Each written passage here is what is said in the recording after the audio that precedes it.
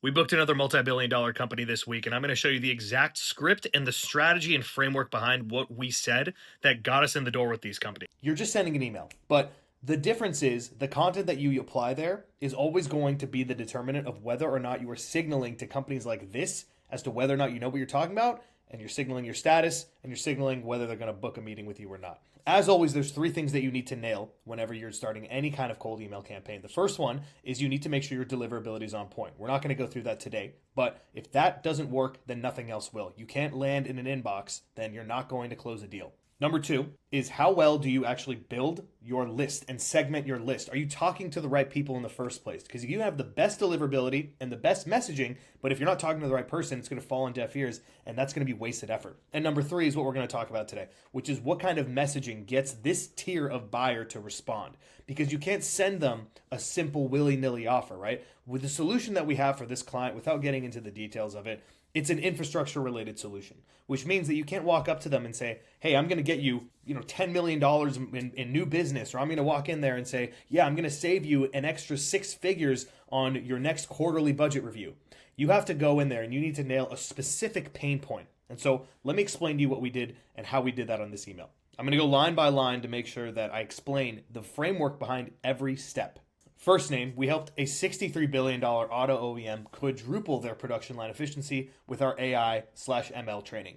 Couple things happening here. Number one, we are signaling that we already work with companies of this tier. Okay, that is social proof. So when we say that we helped this, then they already know that we mean business and that we're used to working with companies of that size. Second of all, we have auto OEM. Now, OEM is industry jargon. It stands for original equipment manufacturer. And this is relevant when you understand what the product offer is. I'm not going to go too much into detail because it is kind of technical. But basically, what we do, as you can tell, is AI and machine learning training. Now, what we are doing here is we are setting the stage for what our offer is. We helped a company, ostensibly like yours, an auto OEM, quadruple their production line efficiency with their offer, the AI ML training. Very, very simple. Well, we've done a couple of things here in one line, and we've made this ultra skimmable. Notice we've covered social proof, we've covered our offer, we told them what we did, our unique mechanism, and the reason this worked so well is something that I already said before. If you have the audience nailed, and you're talking to, for example, in this case, you're talking to companies that either are working with equipment manufacturers or are equipment manufacturers, then this is already relevant to them because they're probably needing the same use case. If they have a production line, then we can increase their efficiency. We've done it before. We have AI and ML training to help them. And I can sit here and I can give you this script and you can go and run out and you can send it to a bunch of people and it'll work for some, but the only way that you're ever going to actually be able to implement this properly is when you understand the thinking that went behind it. And so we started first by understanding what the offer was and who it pertains to. And then based on the persona, that is who we targeted.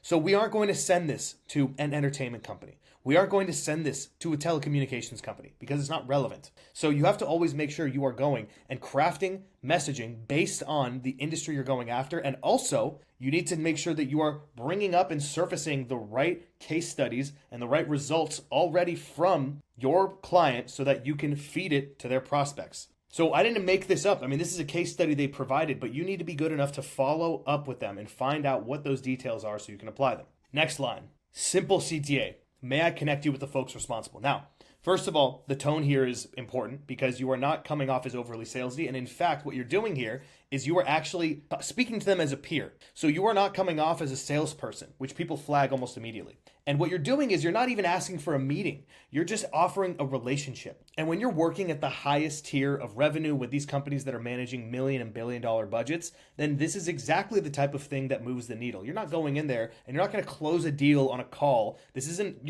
a walk-in, lay-down call where somebody goes and signs a contract in a week. This is a number of discussions with multiple stakeholders that you need to meet and you need to coordinate with and you need to meet other people on the team and build inroads into. It's a complicated sale.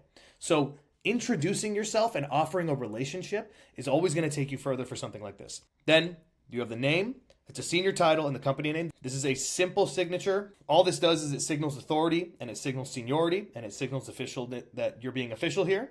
And then the last part is also important. We do AI and machine learning training for, and I'm obviously redacted the real company names, but it's a Fortune 500 company, a Fortune 100 company, and one of the companies in FANG. So all this does is it creates more social proof.